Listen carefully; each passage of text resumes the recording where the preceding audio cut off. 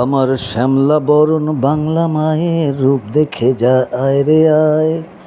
বাংলা মায়ের রূপ যে এত সুন্দর, এত চমৎকার, আমি সুযোগ পেলেই কোথাও না কোথাও ঘুরে যাই। হাসান ভাইয়ের অফারটা ফিরিয়ে দিতে পারলাম না। বাংলাদেশের দক্ষিণ পশ্চিম অঞ্চলে মেহেরপুরের গাংনী অঞ্চলে একটি মৎস্য খামার পরিদর্শনে যাব। চলুন যাওয়া যাক। সারা দেশে আমরা তাতে করে ভেঙে রাস্তায় পড়ার ভয় থাকি কম। কত খাবে মানুষ?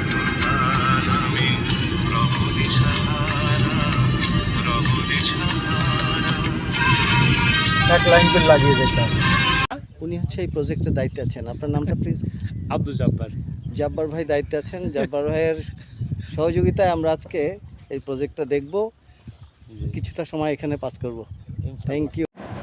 আমরা চলে এসেছি আমাদের সেই কাঙ্ক্ষিত পদ্মপুকুরের কাছে। আমাদের সফর সঙ্গী হিসাবে আছেন হাসান ভাই, হাসান ভাইয়ের ওয়াইফ রিঙ্কি আপা এবং তাদের দুই ছেলে মেয়ে। আমরা দেখতে শুরু করলাম পদ্মপুকুর। ঠিক তার পাশেই দাঁড়িয়ে আছে ওরা সবাই। পুকুরের পাড়ে দাঁড়িয়ে আছে হাসান ভাই, রিঙ্কি আপা, ওদের ছোট্ট মেয়েটি। মুগ্ধ নয়নে আমরা উপভোগ করছি প্রাকৃতিক সৌন্দর্য। আমি তো অবাক, এত সুন্দর। হাসান ভাইকে অনেক অনেক ধন্যবাদ। আসলে ধন্যবাদ দিয়েও ছোট করা যাবে না, এত চমৎকার একটা জায়গায় তিনি আমাকে নিয়ে এসছেন। আমি মিস করছি জান্নাত এবং বন্নিকে মিস করছি। তোমরা যদি আমাদের সাথে থাকতে অনেক বেশি আনন্দ পেতে। ছোট্ট একটা গাছ, আনারে ফুলে ভরে আছে। একটা দিঘিতে প্রচুর পরিমাণ মাছ।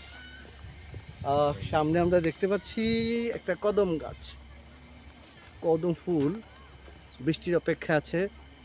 বাদল দিনের প্রথম কদম ফুল।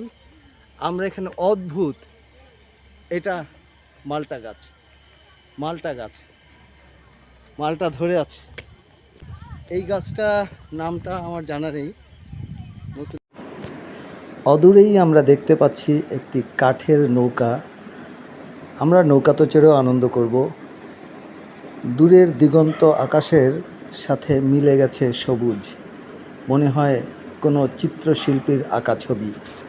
এত অদ্ভুত বাংলা মায়ের রূপ, আমি তো মুগ্ধ। ওরা তো মুগ্ধ নয়নে উপভোগ করছে জলের সৌন্দর্য। আমি জানি না, সম্ভবত এইটা দারুচিনি গাছ। হ্যাঁ, এটা সত্যি দারুচিনি গাছ। দারুচিনি গাছে ফুল ধরে আছে। দারুচিনি গাছের অনেক গুণাগুণ সম্পর্কে আমরা জানি, তবে জলাশয়ে এসে জলে নামবো না তা তো হতে পারে না। আমরা তিনজনই তাৎক্ষণিক সিদ্ধান্তে জলে নেমে পড়লাম। হাসান ভাই, আমি এবং হাসান ভাইয়ের ছেলেটা খুব মজা করে জল উপভোগ করলাম। আমরা সাঁতার কাটার চেষ্টা করলাম, হাসান ভাই আত্মহারা আনন্দে। অবশ্য ওর মেয়েটা আর ওর স্ত্রী দাঁড়িয়ে আমাদের জলের আনন্দ ওরাও দেখে আনন্দ পাচ্ছিল। আমি সাঁতার কাটার চেষ্টা করছিলাম। হাসান ভাইয়ের ছেলেটা সম্ভবত সাঁতার পারে না, হাসান ভাইও সাঁতার কাটছিল। জল এবং মাটির যে মিশ্রণে আনন্দ, ওফ! এই গরমে প্রচণ্ড ঠান্ডা পানি, খুব এত আনন্দ লাগছিল।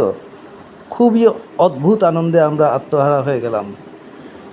আমরা এখন জল থেকে উঠে যাব। চলুন জল থেকে উঠে যাওয়া যাক। আমার তো এখান থেকে যেতেই ইচ্ছা করছে না, তারপরেও চলে যেতে হবে। চলুন যাওয়া যাক।